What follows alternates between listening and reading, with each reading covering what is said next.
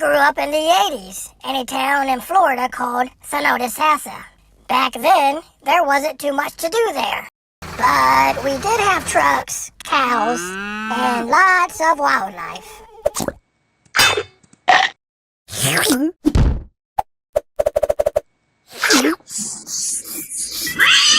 One night, I heard commotion outside my trailer.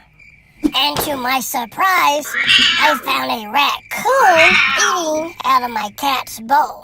Every night she would return for her meal, and every night she would get little more used to me. She even started eating out of my hand. But obviously, petting her was out of the question. One night, she brought a friend. The next night, another. Then another, and another. Pretty soon, we had a full-fledged raccoon luau in our front yard.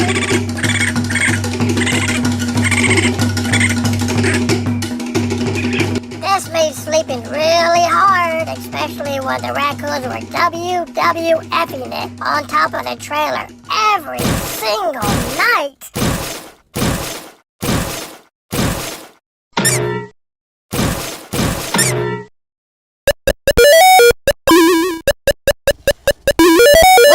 I was playing Donkey Kong on my Atari 2600 until I heard a bam, bam, bam. I rushed out and found a raccoon hanging on the side of the trailer. He had clearly lost his footing. So I grabbed a ladder to help, and this happened. Well, that didn't work, so I tried lifting the ladder to him. And this happened. So, one of the females had a baby and would bring him every morning for breakfast. Unlike the others, this little guy would let me pet him. Because he was raised around me means he's obviously domesticated. So one morning I boldly decided to pick him up. And he did nothing. He was so cute. I must poke his little nose before I bring him inside to show my... So, we got a hold of some fireworks. The kind that were illegal in Florida. Thank you, Georgia. And this kept us busy for a whole week. And because we had zero parental supervision, we had a blast doing stupid stunts.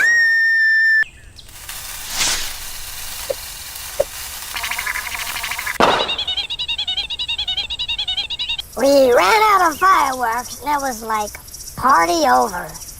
But then, I had a totally awesome idea. Let's make our own fireworks. So we scavenged around the yard to make this totally awesome firework.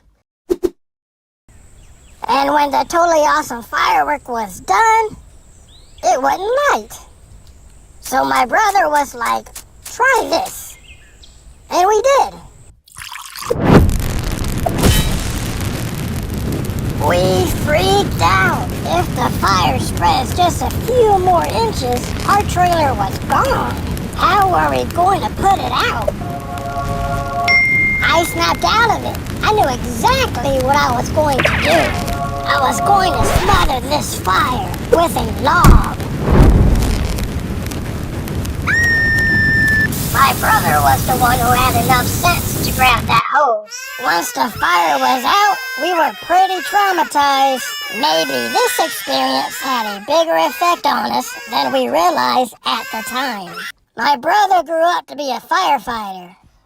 As for me, I became a fire performer. Ever since I was a young child, I loved drawing.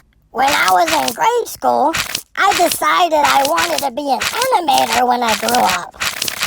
Lucky for me, an animation studio opened up in a well-known amusement park in 1989. It was only an hour away from my hometown. So at the age of 18, I totally applied for their internship program. I applied again. A couple of years and about 20 rejections later, I landed a job at that very amusement park just to get my foot in the door. But one particular portfolio submission I'll never forget.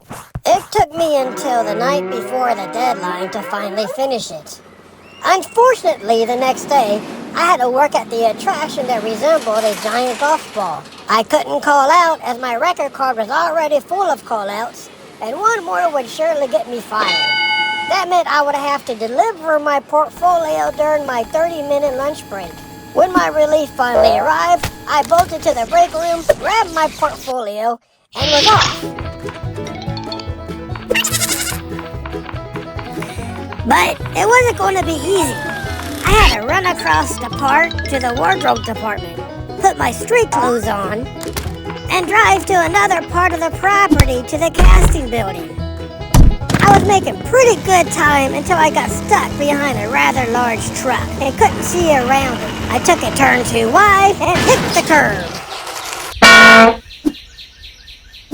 Oh no! Does my motorcycle still work? Thank you, Jesus. I finally made it to the casting building and delivered my portfolio. I only had 15 minutes to get back to work. I had to hurry. I was doing about 70 when a security guard hiding in the bushes caught me with a radar gun.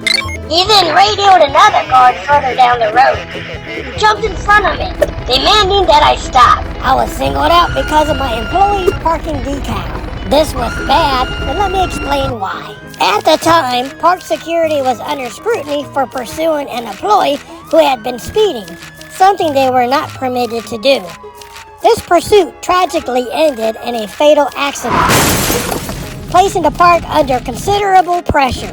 In response, the chief security officer decided to monitor employees' speeds. If caught speeding, it would result in a point on my record. As I mentioned earlier, I was already 1 point away from being fired, and I couldn't let that happen. So I slowed down as if I was going to stop, and when the guard stepped aside, I sped off.